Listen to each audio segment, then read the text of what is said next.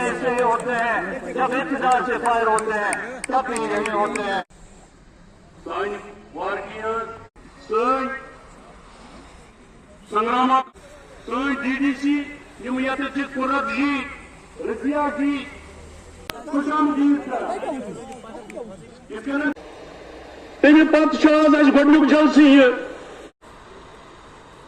اَمہِ نِش چھِ تِمو لیڈر صاحبان ہم تمہارے ساتھ ہیں.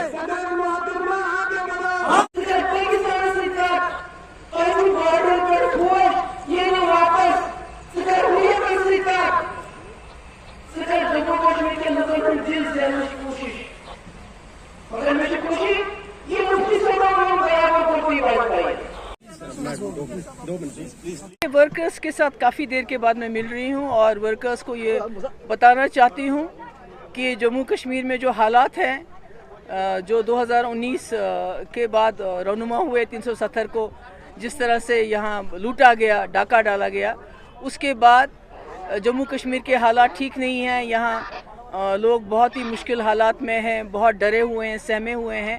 تو ہم نے جو پی ڈی پی کا جو ایجنڈا ہے کہ مسئلہ کشمیر حل کرنا ہے اور اس کے ساتھ ساتھ جو ہمارا کھویا ہوا وقار ہے 370 ہے 35 ہے اس کو بھی ساتھ ساتھ اس کو بحال کرنے کے لیے ایک جدوجہد شروع کرنی ہے بڑے پرامن طریقے سے. جس طرح دلی میں فارمرز ہیں پوری دنیا ان کے ساتھ ہے اسی طرح ہمیں بھی ایک پرامن جدوجہد کرنی ہے. کل الطاف بخاری صاحب نے کئی سارے الزامات آپ پر لگائے, کس طرح؟ کوئی اور سوال any thing else?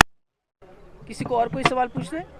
Property tax کو آپ کس طرح سے دیکھتے ہیں؟ دیکھیے یہ پراپرٹی ٹیکس کی بات نہیں ہے, کئی ایسی باتیں, کئی بار پیٹرول کی قیمتیں بڑھ رہی ہے, پراپرٹی ٹیکس جو ڈومیسائل لا لایا یہاں ہمارا جو ہارٹی کلچر میں انہوں نے کسی باہر کے جو کارپوریشن کے ساتھ کیا تو کہیں نہ کہیں, اور 48 سال یہاں کے لوگوں کی ملازموں کی ایج, کہیں نہ کہیں جموں کشمیر کے لوگوں کی کمر توڑنے کی تیاری ہو رہی ہے.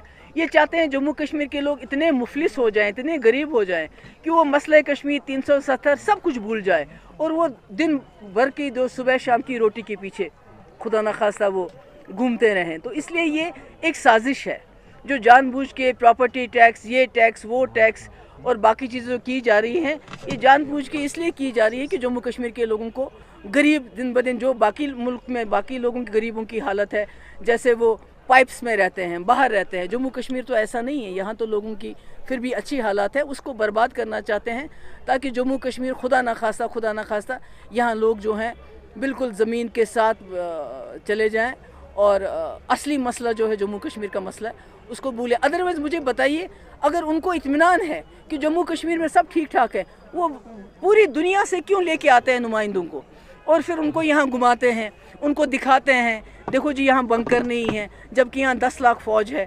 بنکر ہٹاتے ہیں, تارے ہٹاتے ہیں, اس کے بعد کچھ گنے چنے لوگوں کو ان سے ملاتے ہیں, پھر کہتے ہیں دلی میں ہمیں سرٹیفکیٹ دے دو کہ جموں کشمیر میں سب ٹھیک ہے. اس کا مطلب ہے نا کہ ان کو بھی بے چینی ہے, ان کو بھی بے قراری ہے, ان کو معلوم ہے کہ جو ہم نے جموں کشمیر میں کیا یا جو کر رہے ہیں وہ صحیح نہیں, وہ غلط ہے.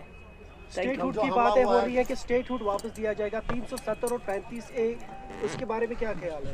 دیکھیے جموں کشمیر جب اس ملک کے ساتھ ملا تو ایک تاج کی حیثیت سے ملا.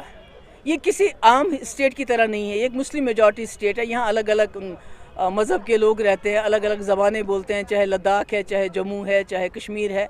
تو یہاں تشخص بحال ہونا چاہیے, ہماری آئیڈینٹی بحال ہونی چاہیے. باقی اسٹیٹ ہوڈ وہ دے نہ دے اس کے لیے تو کوئی منتیں ان کی نہیں کر رہا ہے.